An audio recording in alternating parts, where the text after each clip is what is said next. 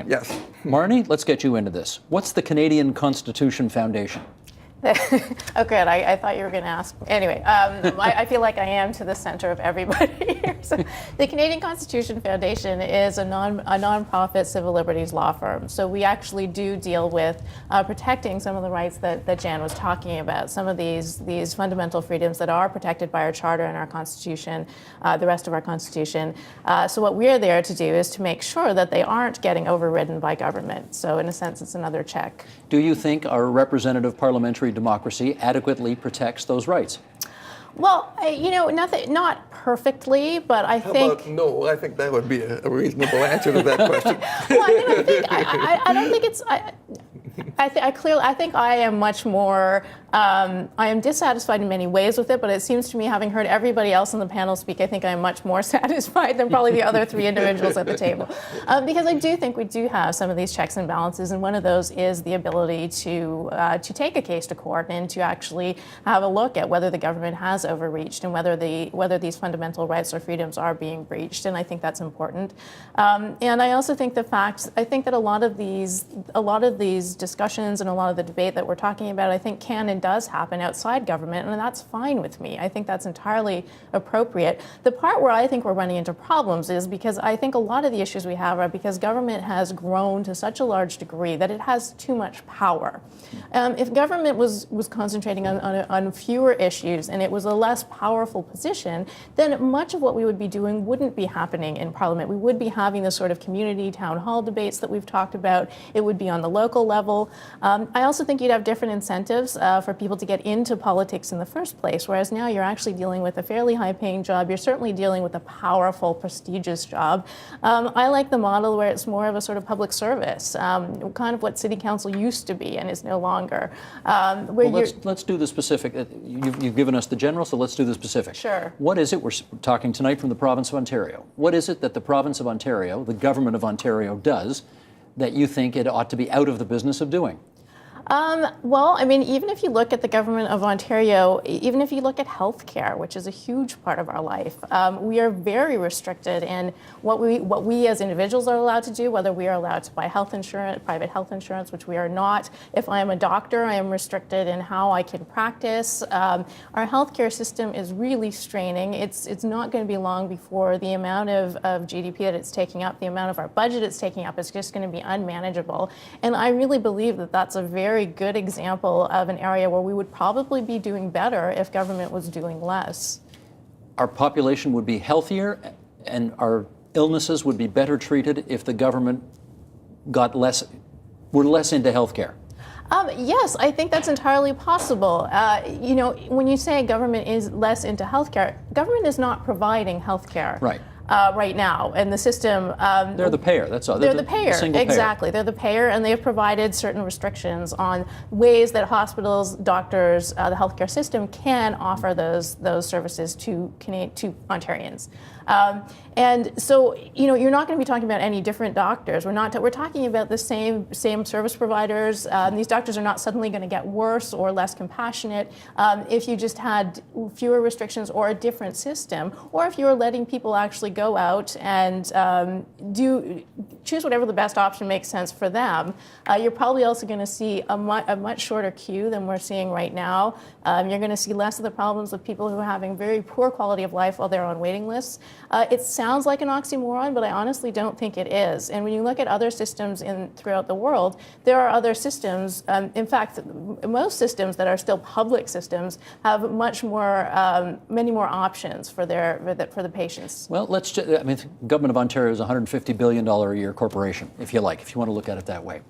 Let's think about, it's providing health care, it provides a court system for people to, I don't have to tell you, to explore their legal grievances, it educates 1 million kids in the province every year, et cetera, et cetera, et cetera. What else does it not need to be doing in your world? Well, you just mentioned education, and I think that's another really good example. I think that there would be ways where the government could still be offering an education to every child, but I would be much happier if it were a system where each parent could then say, I'm going to send my kid to whatever school I want. If the government would say, we're spending X amount on each kid for each kid's education, you parent, you know your kid better than we do, you know what your kid needs, you know what your values are, you know what your kid's values are, you take it, you go find your school. I think we would suddenly see a very different system, a much more flexible system. I think we would see a much more interesting array of schools. I think you'd see happier parents. I think you'd see happier kids.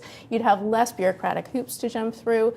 So it's not saying that government can't help at all. It's saying that government has to give the people who it's supposed to be helping the power to make the choices rather than being the one to make those choices for them. Okay. Marni, tackle this one. The world is an increasingly complex place. Why, in an increasingly complex world, do we want less and less government to deal with that complexity?